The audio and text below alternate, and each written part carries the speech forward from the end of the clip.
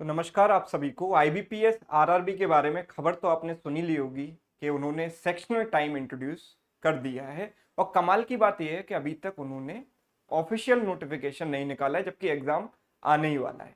तो पीईटी जो pre exam training है, वहां से लोगों को पता चला है कि सेक्शनल टाइमिंग भी इस बार इंट्रोड्यूस किया जाएगा। तो सेक्शनल टाइम कुछ इस तरीके से है कि रीजनिंग के 40 सवाल प्री में आते हैं और क्वांट के 40 सवाल आते हैं। रीजनिंग के लिए 25 मिनट और क्वांट के लिए सिर्फ 20 मिनट यहां पर रखा गया है। और मेंस की जहां तक बात है तो रीजनिंग, क्वांट और इंग्लिश तीनों के लिए 30-30 मिनट, और बाकी जो दो जनरल अवेयरनेस और कंप्यूटर होता है उसमें 15-15 मिनट दोनों के लिए रखे गए हैं। कुल मिलाकर 2 घंटे का एग्जाम है मेंस।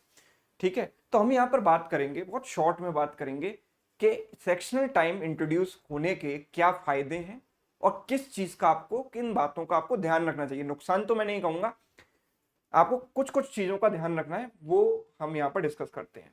तो सबसे पहले प्री एग्जाम की बात करें तो प्री एग्जाम में रीजनिंग के लिए 25 मिनट रखा गया है, क्वांट के लिए 20 मिनट रखा गया है। तो फायदे कुछ इस तरीके से हैं: बेटर टाइम मैनेजमेंट और we can say level playing field. कई बार क्या होता था कि जो कुछ स्टूडेंट ऐसे होते थे जो कि टाइम मैनेजमेंट में उतने बेटर नहीं होते थे, है ना। वो जो है कई बार क्वांट को दे दिया सपोज 45 में से 35 मिनट और रीजनिंग के लिए रह गए 10 मिनट, है ना। इस तरीके से चीजों को करते थे और बेहतर तरीके से पेपर को नहीं कर पाते थे। उनके लिए आईबीपीएस ने पहले से ही ये कर दिया है कि चलो आपके लिए टाइम फिक्स है, अब आप एग्जाम करने पर ध्यान दो। Less time pressure of the clock. तो हर बार होता क्या था कि जब आप पेपर देते थे तो घड़ी पर ही हम आपकी जो है नजर हमेशा टिकी रहती थी कि कहीं टाइम ना निकल जाए कि मैंने 25 मिनट क्वांट के लिए रखे हैं और 20 मिनट रीजनिंग के लिए रखे हैं, तो ऐसा ना हो कि कहीं 25 मिनट से ज्यादा मैं क्वांट को दे दूं। तो हमेशा दिमाग में डर लगा रहता था कहीं ऐसे सवाल में मैं एंड में जाकर ना फंस जाऊं कि मेरा पूरा टाइम क्वांट को करने में या सिर्फ रीजनिंग को करने में चला जाए। तो वो प्रेशर अब आपके दिमाग से हट गया, ऑटोमेटिक जो है टाइम एंड हो जाएगा 25 मिनट के बाद रीजनिंग में और 20 मिनट के बाद क्वांट में। तीसरा point, less chance of student wasting lot of time in skippable questions. तो कई बार जो बच्चे थे ऐसे सवालों में फंस जाते थे, क्वांट या फिर रीजनिंग में भी कुछ ऐसी पजल्स में फंस जाते थे कि उनमें उनका बहुत सारा टाइम निकल जाता था और दूसरे सेक्शन को वो उतना टाइम नहीं दे पाते थे। तो इसकी वजह से क्या होता था कि वो एग्जाम उनके हाथ से चले ही जाता था। तो अब वो चीज नहीं होगी क्योंकि सेक्शनल टाइम है। तो ये तो रहे कुछ फायदे। अब बात करते हैं कि कुछ प्रिकॉशंस, कुछ पॉइंट्स आपको ध्यान रखने हैं यहाँ पर। क्योंकि क्वांट में सिर्फ 20 मिनट का टाइम है, so you have to try to increase your speed but not at the cost of accuracy. अभी भी मैं कुछ बच्चों से ये सुनता हूं कि सर हमारे मॉक में 30 नंबर आ रहे हैं क्वांट में, या 35 हम कर पा रहे हैं। तो अब आप ये उम्मीद करके मत चलना कि आप 35 ही कर पाओगे, राइट। अगर आपको 35 अब करने हैं तो आपको स्पीड अपनी बढ़ानी पड़ेगी, राइट। क्यों? क्योंकि अभी तक आप क्वांट को थोड़ा सा ज्यादा टाइम, अगर कोई बच्चा 35 करके आ रहा है क्वांट में और वो भी मॉक में जहां पर डिफिकल्टी लेवल थोड़ा सा एग्जाम से ज्यादा ही होता है, तो मैं ये मानकर चलता हूं कि वो क्वांट को रीजनिंग से ज्यादा टाइम दे रहा है। लेकिन अभी क्वांट में जो टाइम है वो सिर्फ 20 मिनट है और रीजनिंग में 25 मिनट है। तो अब आप ये उम्मीद करके मत चलो कि जितने आप अभी तक करते आ रहे थे उतने ही आप करोगे, है ना। और उसका कोई नुकसान भी नहीं होने वाला। क्यों? क्योंकि सभी के लिए सेक्शनल टाइम है, सिर्फ आपके लिए थोड़ी है। अगर नुकसान होता है तो सभी को होगा इक्वल, ये तो कंपटीशन है।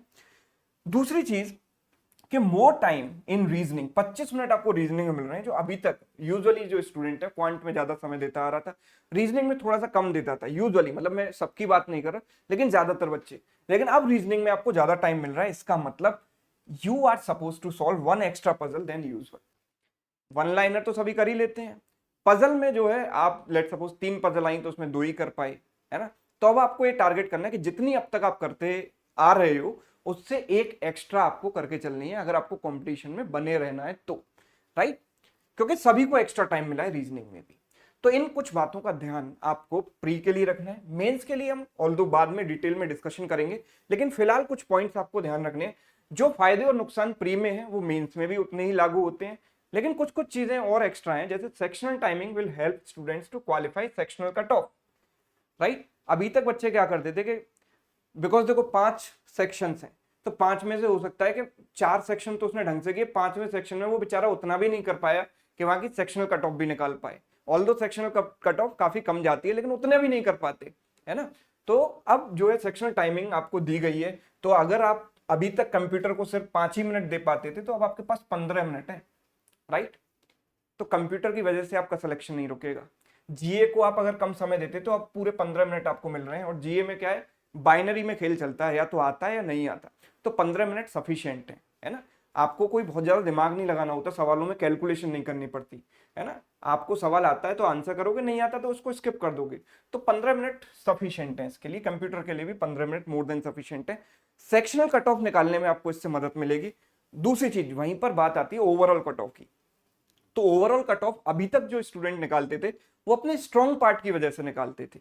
जैसे कि अगर किसी बच्चे का क्वांट बहुत अच्छा है तो वो क्वांट में बहुत ज्यादा समय देता था, बाकी सब में इतना इतना कर लेता था कि हाँ ठीक है मैं इसमें सेक्शनल कट ऑफ निकाल दूंगा। जैसे कि अगर सपोज किसी का जीए वीक है तो उसमें उसने उतना कर दिया कि वो सेफ साइड पर आ गया, है ना। और क्वांट में वो जो समय यहाँ पर बचता था वो इसमें लगा देता था। लेकिन अब क्या है कि क्वांट में आपके पास सिर्फ 30 मिनट है, तो आप किसी एक या दो सब्जेक्ट के भरोसे ओवरऑल कट ऑफ निकालने के सपने नहीं देख सकते, राइट। अब आपको to clear the overall cut off now you have to work hard in each section. हर सेक्शन पर आपको ध्यान देने की जरूरत है। आपको एडवांस में जानकारी मिल चुकी है, ऑल्दो ऑफिशियली नहीं मिली है, अनऑफिशियली मिल रही है। तो अभी से आपको जो है सारे सब्जेक्ट्स पर मेंस के लिए मेहनत करना शुरू कर देना है, राइट। आगे बात करें, GA and computer are the key to clear overall cut off. अभी तक आप जो है चाहते हुए या ना चाहते हुए कई बार जीए और कंप्यूटर को बहुत कम समय दे पाते थे। अब आपके पास 15 मिनट समय दोनों में मिल रहा है, तो आपके पास सफिशिएंट टाइम है। तो इस टाइम का आप यूटिलाइजेशन तभी कर पाओगे जब आपको नॉलेज होगी। अगर आपको नॉलेज ही नहीं है तो ये 15-15-30 मिनट आपके वेस्ट हो जाएंगे, है ना। सिर्फ आप सवालों को देखते रहोगे, किसी किसी में तुक्का मारते रहोगे, है ना। तो आपको अगर ये 30 मिनट इफेक्टिवली यूटिलाइज करने हैं तो इन दो सब्जेक्ट्स पर बहुत अच्छी तरीके से मेहनत करनी है, कमांड आपको बनानी है, ताकि ओवरऑल कट ऑफ क्लियर करने में ये सब्जेक्ट्स आपकी हेल्प कर सकें। किसी एक सब्जेक्ट क्वांट रीजनिंग पर आप डिपेंड नहीं हो सकते, क्योंकि इनमें टाइम बहुत कम है, 30 मिनट का समय है, 30 मिनट। अब 30 मिनट में अगर मैं सही बात बताऊं तो कई बार कोई डीआई सेट अगर टफ आ गया और आप उसमें फंस गए तो 30 मिनट तो 2 डीआई सेट ही आपके ले जाएंगे, और उसमें भी गारंटी नहीं है कि वो हो पाए सही या नहीं हो पाए, है ना।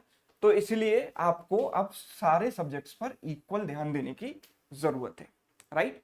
तो ये कुछ छोटी छोटी बातें थी, बहुत ज्यादा बर्डन मत लीजिए, टेंशन मत लीजिए, है ना। चीजों को वैसे ही करते रहिए। अब जो है नए जो mock taste different different platforms आपको जो प्रोवाइड करते हैं मॉक्स, वो भी अपना जो प्लेटफॉर्म है उसमें सेक्शनल टाइम इंट्रोड्यूस कर देंगे, या कर दिया होगा कुछ ने तो नए पैटर्न पर आप मॉक लगाते रहिए, है ना। जिस पेस में आप लगा रहे थे उस पेस पर चलते रहिए without taking too much burden या टेंशन। तो जो बातों का ध्यान रखना है आपको, वो बातें मैंने आपको यहाँ पर बता दी।